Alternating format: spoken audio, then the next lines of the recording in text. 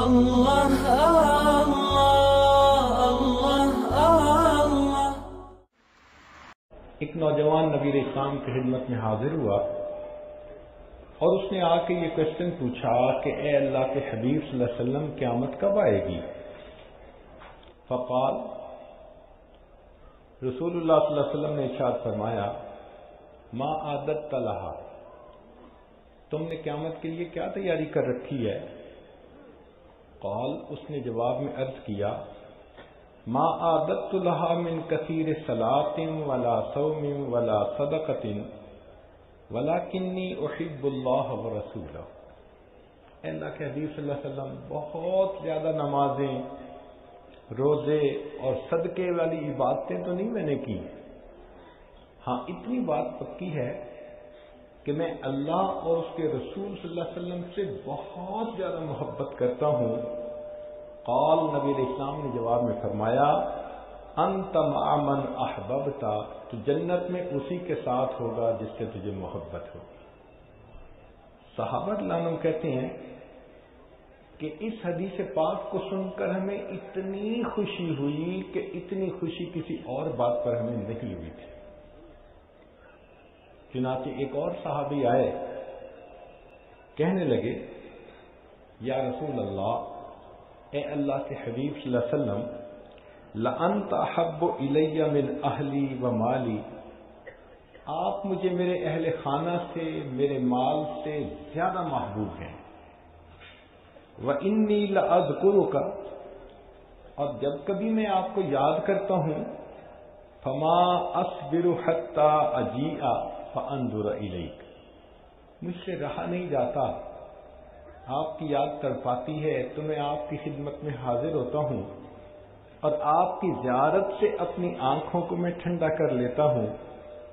وَإِنِّي ذَكَرْتُ مَوْتِي وَمَوْتَكَ، اور میں یہ بھی سوچتا ہوں کہ ایک دن مجھے بھی موت آنی ہے اور ایک دن آپ نے بھی پردہ فرمانا ہے۔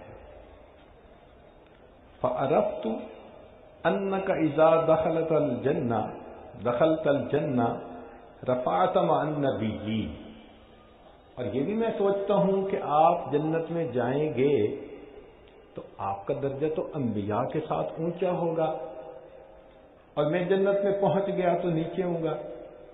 تو کہنے کا مقصد یہ تھا، اے اللہ کے نبی صلی اللہ علیہ وسلم، نیچے والا تو اوپر جا نہیں سکتا، اگر میں جنت میں آپ کا دیدار نہیں کر سکوں گا تو مجھے جنت میں مزہ ہی کیا آئے گا۔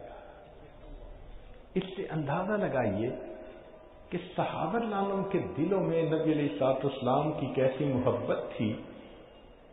آج تو حور و قصور کے نام پہ ہی نوجوان خوش پھرتے ہیں، اور صحابہ رضی اللہ عنہم کی یہ حالت تھی کہ وہ کہتے تھے کہ جنت میں اگر آقا صلی اللہ علیہ وسلم کا دیدار نہ کر سکے تو جنت میں مزہ ہی کیا آئے گا۔ تو بہت بڑا اجر ہے کہ اس محبت کی وجہ سے انسان کو نبی علیہ الصلوۃ والسلام کے قدموں میں جگہ ملے گی۔ اب اگلی بات کہ نبی علیہ الصلوۃ والسلام کے ساتھ ایسی محبت کے کچھ تقاضے ہیں۔ یہ نہیں کہ فقط زبان سے انسان کہے کہ جی مجھے محبت ہے، اس کی کوئی دلیل بھی ہونی چاہیے۔ چنانچہ علماء نے اس کی چند باتیں کھول کر بیان کی ہیں کہ اگر کسی کو نبی علیہ السلام سے محبت ہے تو سب سے پہلی بات توقیرہ و تقدیرہ علیہ الصلاۃ والسلام، سب سے پہلی بات کہ وہ شخص نبی علیہ الصلوۃ والسلام کی بہت زیادہ عزت کرے گا، اکرام کرے گا، ادب کرے گا۔